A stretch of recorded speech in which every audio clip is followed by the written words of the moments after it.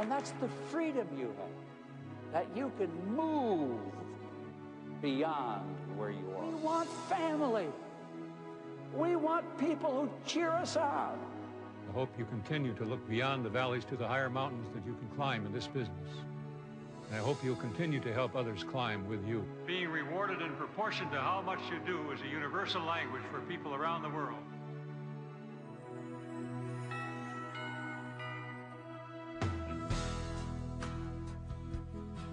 These are the fundamentals of who Rich and Jay are.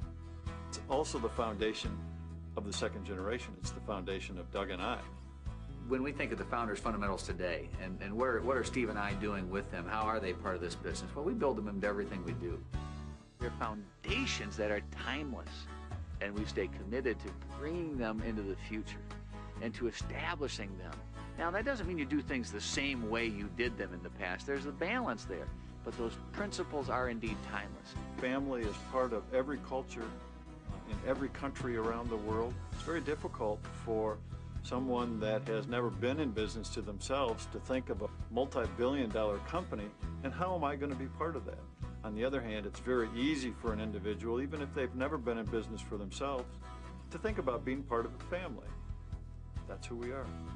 But what's important is that they're written in people's hearts. And so that when they talk to somebody, it's natural. They don't have to read from a script and say, oh, let me tell you about the founders' fundamental. No, let me tell you about what I've learned, what I've seen, what I've experienced myself, and let me just simply share it with you. I've found as I've traveled around the world that regardless of what country we're in, what culture we're in, or what political setting we're in, everybody is interested in allowing individuals to succeed for themselves. I think when we talk about hope, we define it as saying, I don't care where you are. I don't care where you've been. Let's talk about tomorrow. Let's talk about the future. And I remember my father talking about the Great Depression in the U.S. in the 1930s, of the difficult circumstances they were in, and how his father always said, it's going to be better. We're going to work through this. That whatever your situation is, it's a temporary point in time. And the idea of hope is that we're going to work through it and get to something better. Dad traveled around and he made a lot of speeches. And one of the lines in the speech I'll never forget, he said, personal freedom and economic freedom go hand in hand. You can't have one without the other. We know the founders' fundamentals have never really just belonged to the founders. They've always belonged to all of us, to all of you.